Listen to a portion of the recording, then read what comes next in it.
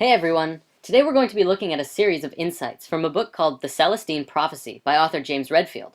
I'm sure many of you have heard of it, if not read it, or perhaps you've seen the movie. The book itself chronicles a man who goes to Peru where he learns about an ancient manuscript that was recently discovered, which shares insights about the process of waking up to a higher consciousness and understanding yourself better. We thought that the book shared very valuable insights for people growing spiritually and consciously, and we'd like to share it with you today. We do recommend checking out this book if you have time, as well as James' other work. But for those of you who don't have the time, here's the abridged version.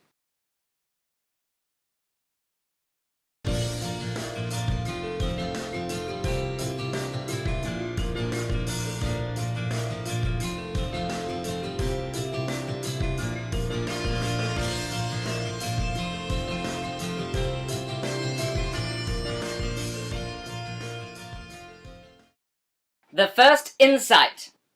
The first insight reveals that there is a mysterious way in which your life evolves.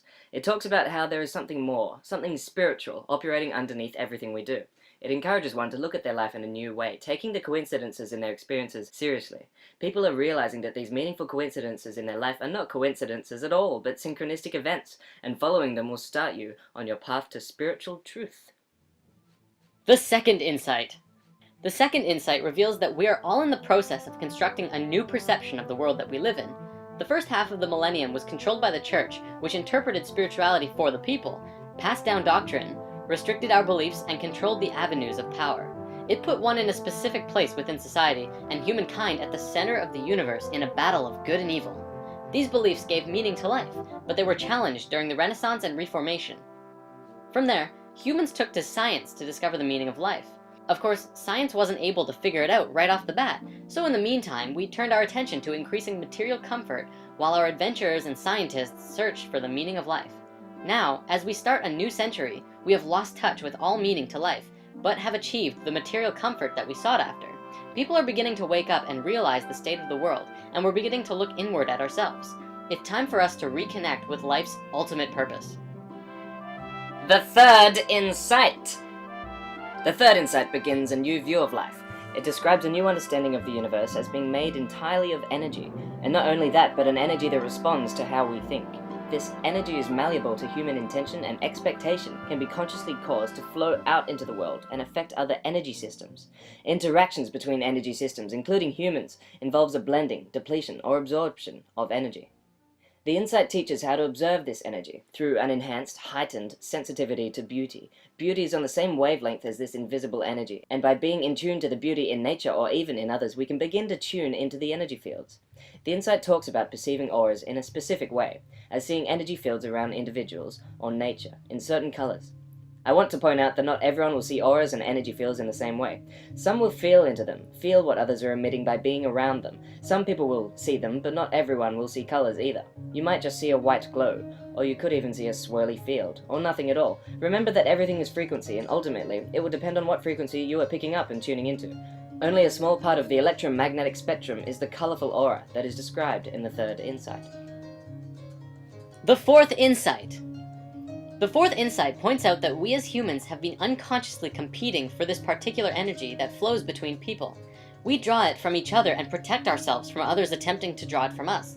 This can lead to some nasty interactions in which we humans will age each other in the competition for energy. The fifth insight! This insight reveals the competition for energy is unnecessary because subtle energy exists in abundance. You can draw in energy from the infinite universe and fill yourself up with a sense of love. When we give our love to something, we create an energetic current that energizes ourselves as well as the object of our love. A quote from the book best describes this as, "Love is not an intellectual concept or moral imperative or anything else. It is a background emotion that exists when one is connected to the energy available in the universe, which of course is the energy of God. Being in love is the most hedonistic thing you can do." The sixth insight. In order to be in a state of love with the world, we have to let go of old patterns of behavior we developed to take energy from others. These are called control dramas, which we can clear by simply being conscious of them and realizing the higher truth behind our control drama fantasy. There are 4 control dramas. 2 are actively demanding energy, and 2 are passively creating conditions in which energy is sent. Active control dramas include intimidation and interrogation. asking questions, and then picking apart the answers. Passive control dramas include aloofness, creating an air of mystery that entices others to send energy, and the poor me control drama, creating a sense that if others don't provide energy, something awful will happen to the individual. In realizing our control drama, it exposes the true self which energizes our lives by showing us who we are, the path we are on, and what we're doing here. Second, we have to clear out our control dramas. We must understand our parents' control dramas and how they shaped ours. Then, we must learn the meanings that our parents' lives had for us and how this determines our own developmental work. The energy conflict between our parents and us becomes a series of lessons to show us the silver lining that lies beyond the energy conflict. From here, you'll become a synthesis of your mother and father's unconscious teaching without any negative emotions in the way. The 7th insight! Once you are cleared of traumas, you can build energy through contemplation and meditation.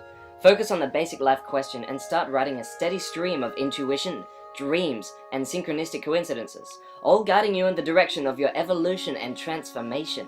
Center yourself on your life path by discovering the immediate, smaller questions that currently confront you in life. These questions always pertain to the larger question and define where you currently are on your lifelong quest. The 8th insight. This insight tells us that we can aid others as they bring us the answers we seek. It describes a whole new ethic on how people should treat each other in order to facilitate everyone's evolution.